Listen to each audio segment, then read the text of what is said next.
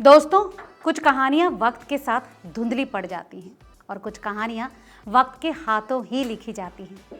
ये कहानी भी कुछ ऐसी ही एक दास्तान है। सुपरस्टार, एक दीवानी लड़की, वक्त के थपेड़े और एक अधूरी मोहब्बत। ये सिर्फ एक प्रेम कहानी नहीं, बल्कि शोहरत, तन्हाई, मोहब्बत और समाज के बदलते चेहरों की कहानी। नमस्कार दोस्तों, मेरा नाम है लता और आप देख रहे हैं रिपोर्टर जी का सिनेमा स्पेशल। राजेश खन्ना, नाम ही काफ़ी था। हिंदी सिनेमा का पहला सुपरस्टार, वो अभिनेता जिसके लिए लड़कियां खून से खत लिखा करती, जिसकी सफ़ेद कार पर लड़कियां अपने पल्लू से धूल पोंछती थी, जिसकी मुस्कान भर से थिएटरों में सीटियां गूंजने लगती थी।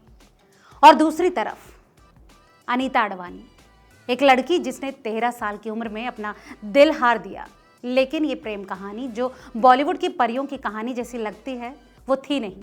ये कहानी थी एक ऐसे इंसान की जो सुपरस्टार के पीछे छिपे असली राजेश खन्ना को चाहने लगी थी। पहली मुलाकात, जब मासूम धड़कनें हुई थी तेज।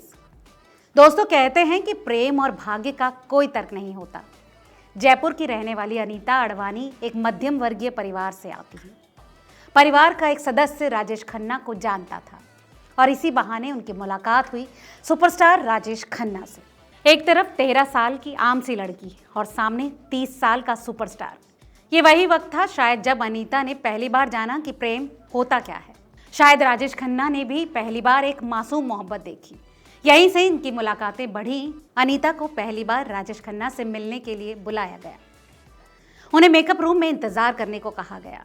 बाहर पर्दे पर बारिश में मुमताज के साथ रोमांस फिल्माया जा रहा था और भीतर एक लड़की के सपनों में कोई और ही तस्वीर उभर रही थी। लेकिन ये फिल्मी सेट नहीं था जहां डायरेक्टर कट बोले और जिंदगी फिर से सही हो जाए। दोस्तों, जब प्रेम दीवाना होता है तो वो दायरे नहीं देखता। राजेश खन्ना से मिलने भर के लिए अनीता ने 1 साल लंबी छुट्टी ली। एक 14-15 साल की लड़की जो सुपरस्टार के आकर्षण में अपना सब कुछ छोड़ आई। लेकिन राजेश खन्ना तब सुपरस्टार थे। उनकी दुनिया अलग थी, उनकी जिम्मेदारियां अलग थी। मोहब्बत एक तरफा नहीं था, लेकिन शायद संतुलित भी नहीं था। फिर अचानक एक दिन अनीता वापस लौट गई। न कोई खत, न कोई कॉल, एक लंबी चुप्पी, जैसे कोई अधूरा गीत जिसे किसी ने बीच में ही रोक दिया हो। दोस्तों, समय बीत चुका था। राजेश खन्ना अब शादीशुदा थे। डिम्पल कपाड़िया उनकी पत्नी बन चुकी थी, लेकिन ये शादी एक मजबूत रिश्ते की मिसाल नहीं बन पाई। इधर अनीता भी काफ़ी बदल चुकी थी। 10 साल बाद जब वो 23 साल की थी, उन्होंने फिर से मुंबई आने का फैसला किया। अब एक बार फिर राजेश खन्ना और अनीता की मुलाकात हुई। अब ये प्रेम कहानी थी, लेकिन इसके किरदार बदले हुए थे। मुलाकात होती है, अनीता कहती हैं, मैं आज भी तुमसे प्यार करती हूँ, लेकिन मैं खुद को किसी और से प्यार करने के लिए मजबूर नहीं कर सकती। राजेश खन्ना ने भी जवाब दिया, मैं भी तुमसे प्यार करता हूँ, लेकिन अब बहुत देर हो चुकी है। दोस्तों, वक्त के हाथों से रेत फिसल चुकी थी। जब मोहब्बत ने घर की दीवारें देखी, ये कहानी यहीं ख़त्म नहीं होती। वक्त की सुइयां घूमती रही। 2000 के दशक में दोनों फिर से मिले।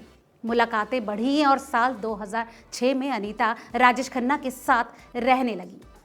लेकिन अब वो चमकता सितारा नहीं थे।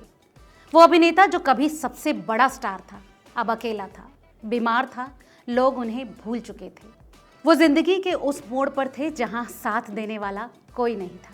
साल 2012 जब सुपरस्टार ने आखिरी सांस ली, अनीता तब भी थी उनके साथ। जब पूरी दुनिया ने उनसे मुंह मोड़ लिया था, तब भी। जब वो कमज़ोर हो चुके थे, जब वो बीमार थे, जब वो अस्पतालों के चक्कर काट रहे थे, तब भी। लेकिन क्या ये प्रेम था, या ये सिर्फ एक अधूरी मोहब्बत को पूरा करने की कोशिश थी? दोस्तों, ये कहानी सिर्फ 2 लोगों की नहीं है। ये कहानी है उस समाज की जहां शोहरत जितनी तेज होती है, तन्हाई उतनी ही गहरी। जहां सुपरस्टार तब तक सुपरस्टार है जब तक वो टिकट खिड़की पर हिट है। जहां एक महिला जब किसी पुरुष के साथ खड़ी होती है तो उससे यही पूछा जाता है, क्या वो पत्नी है या प्रेमिका? ये कहानी सिर्फ राजेश खन्ना और अनीता की नहीं है।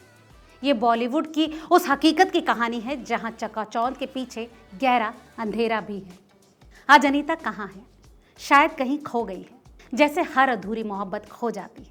लेकिन ये मोहब्बत अधूरी होकर भी ख़त्म नहीं होती। ये हमेशा रह जाती है, किसी कोने में, किसी याद में, किसी अधूरे खत में। क्या प्रेम ऐसा ही होता है?